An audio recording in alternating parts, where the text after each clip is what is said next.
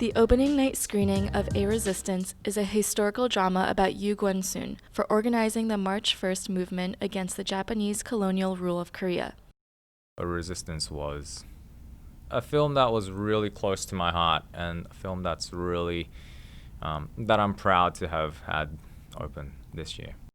The screening was followed by a Q&A session with director Jo Min-ho and actors Ko Ah-sung and Kim Yi-eun. Sydney is a dynamic and multicultural city. Historically, most immigrants to Sydney were British, Irish, or Chinese. Recent demographics show that this has not changed, and the least represented population are Koreans, less than 2% of Sydney's population. Thus, the Korean Film Festival in Sydney plays a large role in representing Korean culture in Sydney. Launched in 2010, the Korean Film Festival in Australia aims to generate interest in Korean cinema within the local community, raise understanding of the aesthetics of Korean films, and share the virtue of Korean culture and tradition.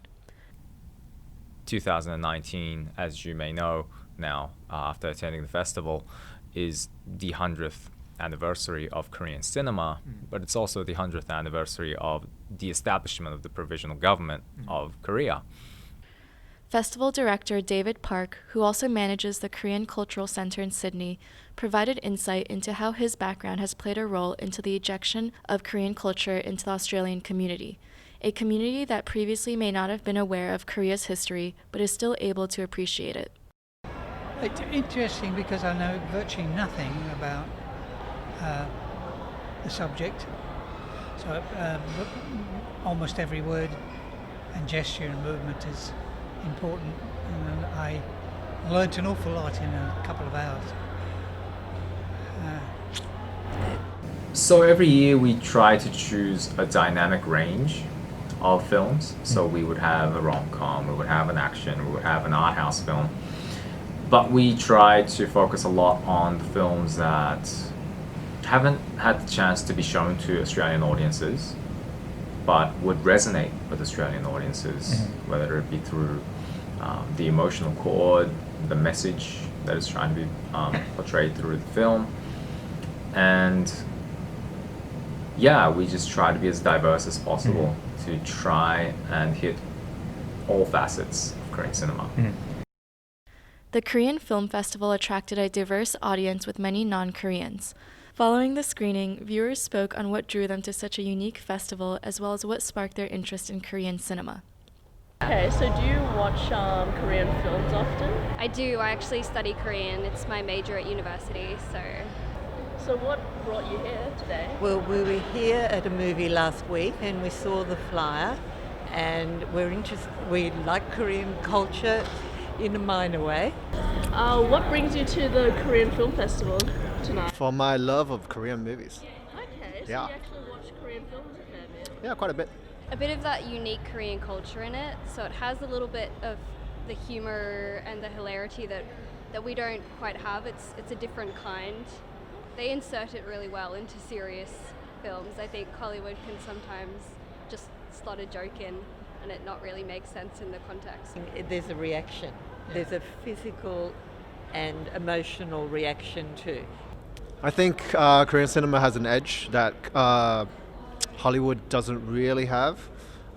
It learns from Hollywood and takes what Hollywood gives you, which is the structure, but then amplifies it with its sort of dark edge and its non-regulatory things.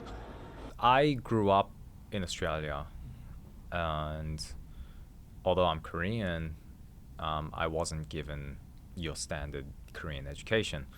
So watching A Resistance, while just trying to figure out which films to program for the festival this year, I discovered the character Yu Gwan-sun and her life and what she meant for the Korean people.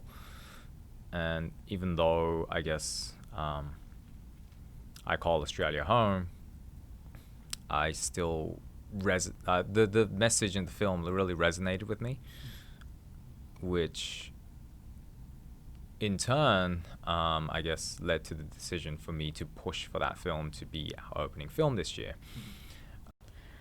David Park's personal identity is something Koreans in other countries have related to as well. a fellow Korean American spoke about what she appreciates when watching Korean films.